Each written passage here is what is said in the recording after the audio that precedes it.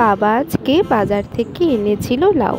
মা বলল, ও মা, লাউ এনেছো, চিংড়ি আনোনি? বাবা বলল, চিংড়ি আজকে পাইনি। মা বলল, চিংড়ি ছাড়া লাউ ভালো লাগে নাকি? আমি বললাম, তুমি আমাকে দাও তো দেখি, অন্যরকম করে আজকে রান্না করি, দেখি তো কেমন লাগে। তো আমি প্রথমে লাউগুলো কেটে নিলাম কুচি কুচি করে, তারপরে জলে একটু ভাপিয়ে নিয়েছি। ভাপানো হয়ে গেলে তেলের মধ্যে একটু পাঁচফোড়ন দিয়ে দেব, তারপরে লাউটাকে দিয়ে দেব। লাউটা একটু নেড়ে চেড়ে ওখানে হলুদ গুঁড়ো আর জিরে আর লঙ্কা বেটে নিয়েছিলাম, কাঁচা লঙ্কা, সেই বাটাটা দিয়ে দেব। তো একটু নাড়াচাড়া করে নিয়ে ওখানে একটু মিষ্টি দিয়ে দেব, নুন মিষ্টি দুটোই দিয়ে দেব। দিয়ে একটু নাড়াচাড়া করে যখন জল বেরিয়ে যাবে আর ঢাকা দিয়ে দেব। তো জলটা শুকিয়ে গেলে একটু ধনেপাতা কুচি দিয়ে দেব।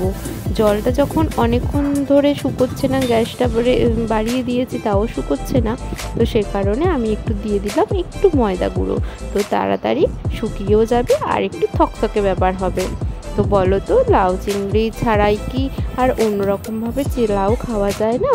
তোমরা একটু দেখে বলো তো কেমন হয়েছে, আর একবার বাড়িতেও ট্রাই করো, দেখবে খুব সুন্দর হয় খেতে, ভীষণ ভালো লাগে। কেমন হয়েছে আমাকে একটু জানিয়ে দিও। Thank you.